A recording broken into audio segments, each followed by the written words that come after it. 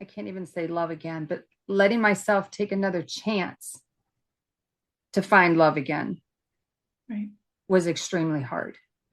I wanted nothing more but my serenity, my solitude, my peace, myself Mm. for so long. I mean, I married very, very young that Yeah. when I finally got it in my little tiny farmhouse, um, as much as I loved the man that I am married to now and I didn't want to lose him, man, it was hard to leave my house.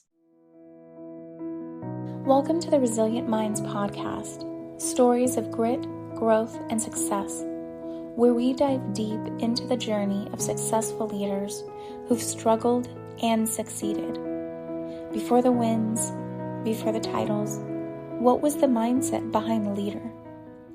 On this show, we focus on real stories behind the success, the struggles, the resilience, and the courage it takes to keep moving forward, even when times get tough.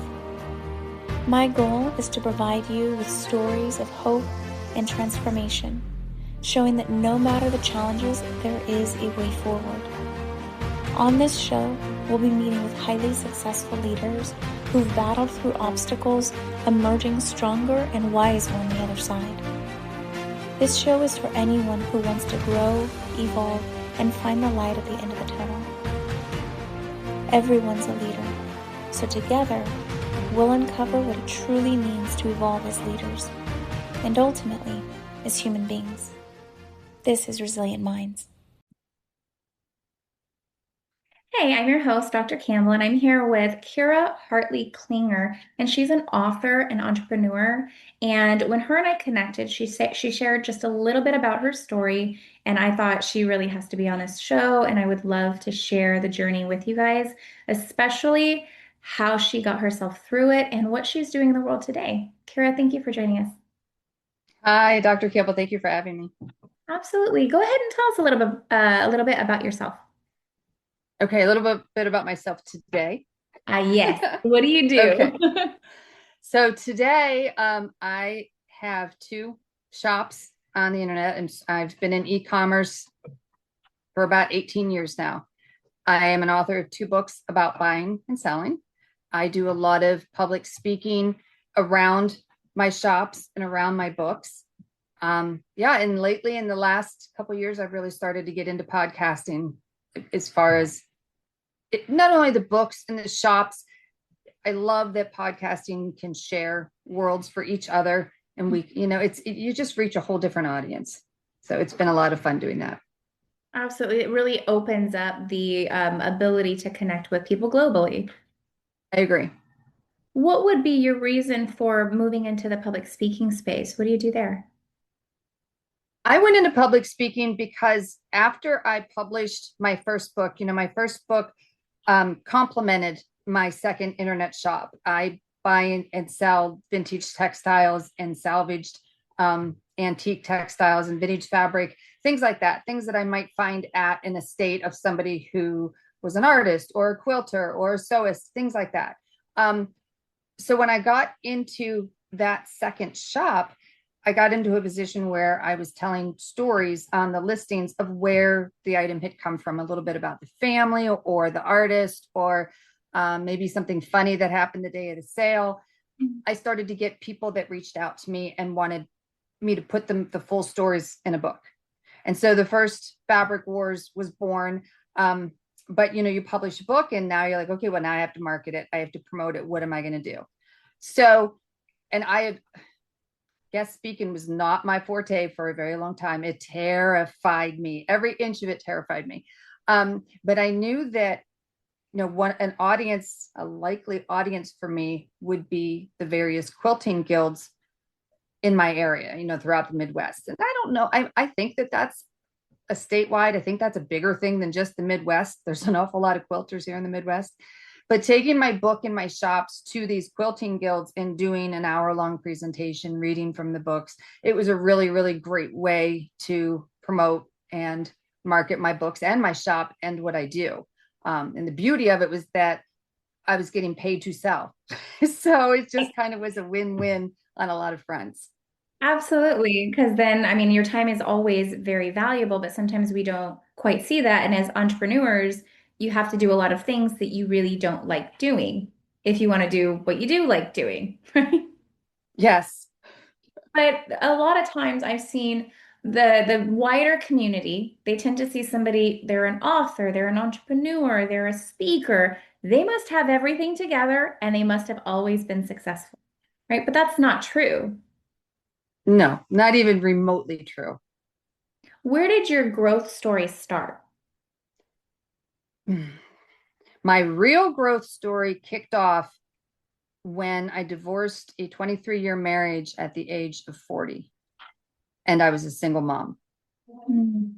And I didn't have a college education. I graduated high school. I never had any kind of job that gave me any kind of job training. I was always kind of hustling on the side, whatever I could do to help make money to help pay the bills. I mean, we were, and even so, we were always broke, always in debt, bouncing checks, always a month behind on everything. It was very, very stressful financially. The 23 years that I was married and raised my three kids. And then as a single mom for the last 4 years of my daughter's high school education, I was even more broke. But I needed to do something. I needed to step it up and figure this out. She was Yeah. 14. I wasn't about to start leaving her home alone while I went out and worked three jobs. So I had already been buying and selling kind of as a hobby. I used to go to auctions with friends and it was something to do, buy something cheap. Let's see if it sells for lots of money. So I kind of already kind of felt like I knew what I was doing. So I'm like, yeah, why don't I just try to see if I can go full time and see what happens? It was really all I had. I didn't have anything else concrete that I felt like I could make money. Right.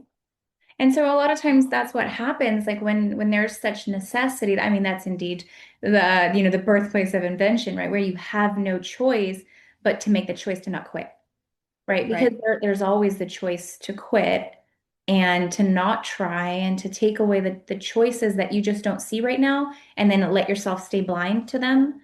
So when you're in that space, the hardest part is the mindset shift that, okay, I know I don't see that there's options, but I know there's options, right? So like if I just keep going forward, they're gonna show up for me. What was one of the hardest times that you had during that period? And then tell me, how long was it? You said it was when she was 14. How long did that hard period last for you?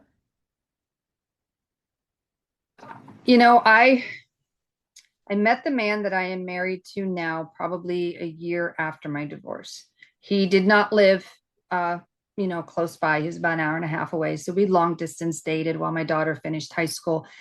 Um, Certainly, when we got married after she graduated, certainly having a combined income finally helped. But he came from a similar situation. And so when we first got married, our debt married each other too.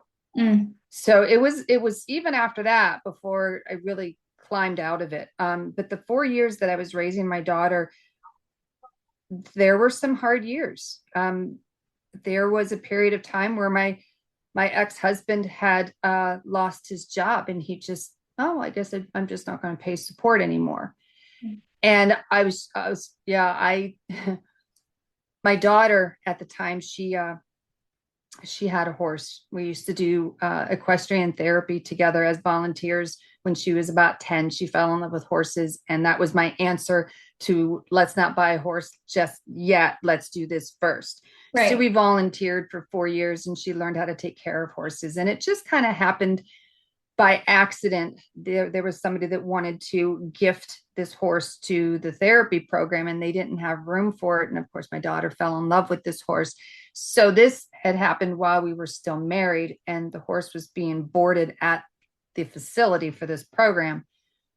So when we got divorced, it was really super important to me that I bring her horse home, that I had some place to have this horse for her. So I was able to find a little house that had a little barn, very modest place where we lived. And I was out there at the barn one night and it was the dead of winter. And they're not wrong about horses being great therapy animals. I never really, so many times I experienced it for myself in my own way, but I remember being out there with the horses and I was super broke. I was beyond broke. Couldn't buy groceries, couldn't pay the bills. Um, it's 2 feet of snow outside. And I just remember being in there, brushing the horses, just bawling my eyes out to these horses. What am I going to do? And I walked back to the house and I saw like this little flutter of white paper sticking out of a snowdrift of all places. What is that? So I went over and I got it out and I opened it up. And some time ago, I don't remember how long before prior it was, maybe a year.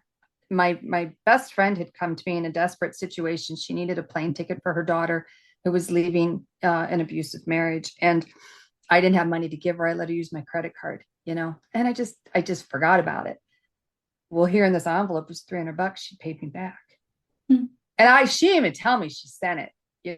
I mean, and who knows how long it was sitting in that snowdrift, but it was just one of those pick me up God moments that said, you know what, get up tomorrow and take another step. Yeah. And so, yeah, there were some lean, hard times. It took a while to pull it together. Right. And you're not the only person that I've heard stories, and of course, just like that, where something synchronistic or coincidental just happened to happen at the right Yeah. time. And I'm a single mom as well. I've been self-employed for 15 years, and during the hardest times, little things like that happen, where I didn't have enough money for gas, and then that week I just happened to get an old gas bill that was overpaid or something from like 4 years ago. And they're like, oh, we were doing our audit and then we owed you $49. That's my gas tank for the week. Yeah. And that's not for us to play victim and say somebody come rescue me, but it is motivation to say just keep moving forward. Like Right. Take another step. just take another step and keep going because you don't know what parts of the universe are cheering you on and saying like we're trying to help you too. Just keep going. Right. Exactly. Just go forward. Don't go back. Whatever you do, don't go back. So then Yeah. during those hardest times, what were you doing to take care of yourself? How'd you get Oh through? man. I took a lot of hot baths in the dark with candles and Nora Jones. And I just, you know, um, yeah, I like Nora Jones. I love Nora Jones. Sometimes I'm just in the right mood and it just like nobody else will do. Um, but yeah, I just had some solitude moments. I've always kind of been a person that really appreciated my solitude. I think I worshiped it after my divorce because it took me so long to find it again. And my little house, it was my sanctuary. So I had peace just being there. And I had family. My family's always hugely supportive, not close by, and a few friends. So yeah, I know I relied on the people in my life. And one thing that I learned also during this time is how important it is to surround yourself with the right people. And Right. sometimes it's really hard to put the wrong people in the rearview mirror, but at the very least, you need to try to put them in the distance a little bit. Mm. The right people are going to really help you on this journey, and the wrong people are going to really make you question your journey. Thank you for saying that. I feel like there's so many people who need to hear that it's okay because we tend to feel selfish or, that we're not allowed to choose us, right? And usually it's actually not the ambition that we're choosing. We're choosing self-preservation. Yes, I want to reach my goals, and yes, I want to increase my income, and I want to do better for my life and for my children. But that means that ultimately I have to choose me, which means I have to see who's good for me and who's not good for me. And even if somebody is just not capable, I mean, yes, we want to peg people as jerks sometimes, right? They're not willing to work on themselves so that they can come with me, right? But sometimes they just can't, and that's okay. And it is okay. And you're right, 100%. You have to give yourself permission. And another very valuable tool that I learned along the way was choosing to not engage. Hmm. There's going to be there's going to be arguments. There's going to be people that don't agree with what you're doing. There's going to be people that no matter what you say, the argument's going to stay the same. You're not going to sway them anyway. And constant arguing and mental anguish is so hard on the psyche. And to be able to get to a place where you make a conscious decision to choose to not engage, you can state your position, you can put it out there, but when you realize that there's not going to be any resolution or any understanding by the other person on your behalf or for your direction, it's okay to be at that point. Okay, I respect your opinion, but let's move on. Or just to choose not, make that choice, choose to not engage with it. And it is so incredibly empowering to finally reach that position to where it is easy to make that decision to choose not to engage. And empowering is the only word I can use. It's like this little burst of freedom inside. I don't have to participate in this. And that's the word that I would have used, freedom, because it doesn't have control over you anymore. Because when somebody projects something onto you, blame or their own intentions, what they think that you're doing, which makes you usually look like a bad guy, right?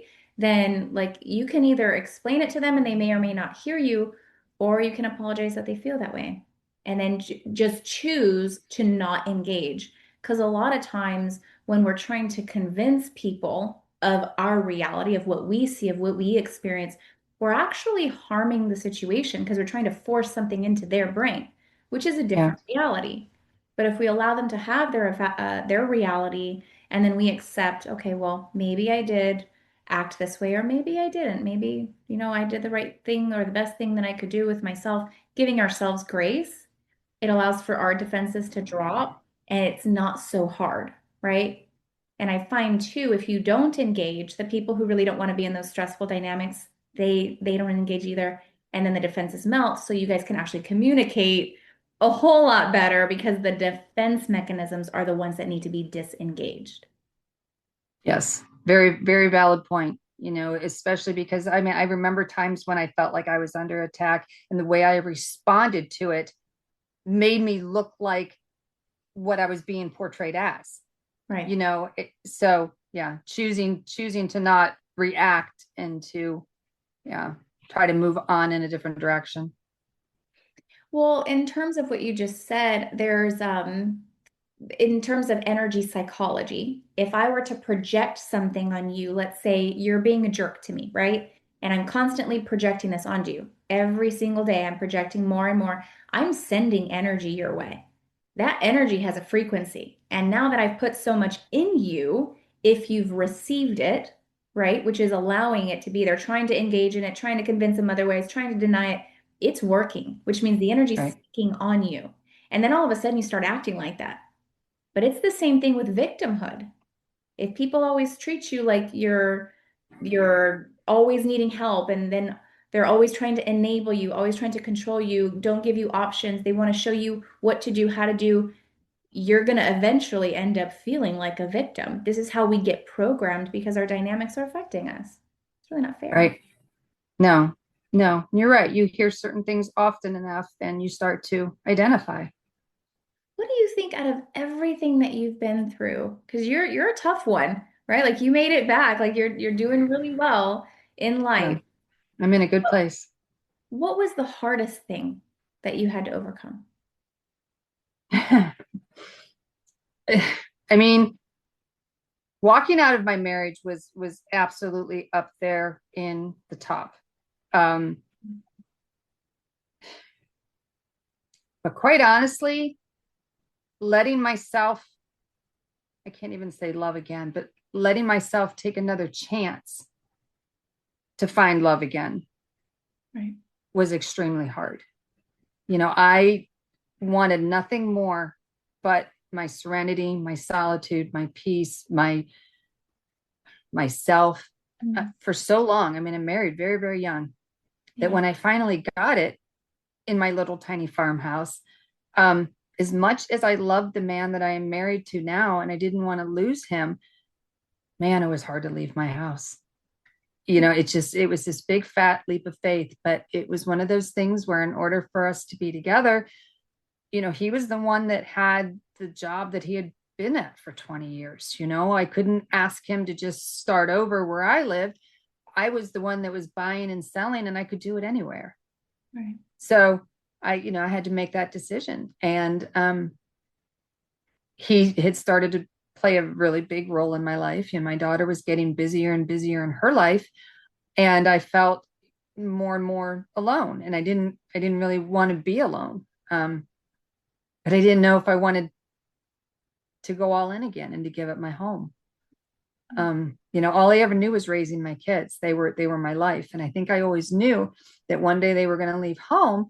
And then what? Then who was I? What was my purpose in this life? And so a little bit of that came back when she was getting, she was in her high school years, being busy with her own life. So yeah, I remember on moving day, my daughter had already left for college. We found a house much faster than I thought we were going to find a house. And so it all happened really fast. But I can remember sitting in my bedroom in this little tiny house that was now empty of everything that I had pulled together to make myself a home, and bawling my eyes out because I didn't know, I was terrified. But yeah, it's been, we celebrated 13 years of marriage over the summer. And, we'd been together 3.5 years prior to that. So I certainly took my time in making up my mind to marry him, but yeah, he's everything. He completes me, and we have built a really great life together. Together we clawed our way from being full of debt. We're debt free. We own our house. We own everything in it. We've got 8 grandkids that we share, and we focus a lot of time on the grandkids. I mean, it's like he just gives me everything that I always wanted. The things that are important to me are also important to him. And yeah, took a chance. Very beautiful. I love that for you. And I think we're going to make sure that more single women entrepreneurs get to hear this episode, because it is such a beautiful story. And the piece that you had to, yes, get strong and build the grit and move forward on your own with the kids and your career. And so you built strength, right? That resilience, but then you needed to let it kind of soften. And even though you had your solitude and you had your empowerment now, because you were fine on your own, like you're doing it, there's still the partner that comes in, and whether if somebody doesn't want a partner, that's cool. But oftentimes we do, and that's okay. But we also have to adapt to that, which can be another piece of our growth, which instead of getting resilient and stronger, right, is actually softening and being able to learn to receive. Yeah, we have to get vulnerable again. Yeah, I love that. Yeah, and he did too. We both had to do that. He came from hurt as well. And so, yeah, we both had to learn each other's triggers and vulnerable areas. But I just think it's made us closer. It's like we're survivors together. I agree. Thank you. I really, really appreciate you sharing your heart and your story today. Thank you. I appreciate getting it out. It makes me cry. Happy tears though. Beautiful tears. Healing tears are always beautiful. Any tears are beautiful, but I appreciate your time. Thank you. Yes, thank you for having me. Thank you so much for joining. Your time and your focus are your most valuable currencies, so thank you for giving that to us today. Our guest contact information will be in the description below, and don't forget to like and subscribe. But please, if you know someone who's struggling, stop right now and send this video to them. The struggle behind growth and success is real, and they need the support to make it, because the strongest minds are the ones that healed. So don't forget, lead louder, feel deeper, and stay resilient. Until next time, this is your host, Dr. Campbell, on the Resilient Minds podcast.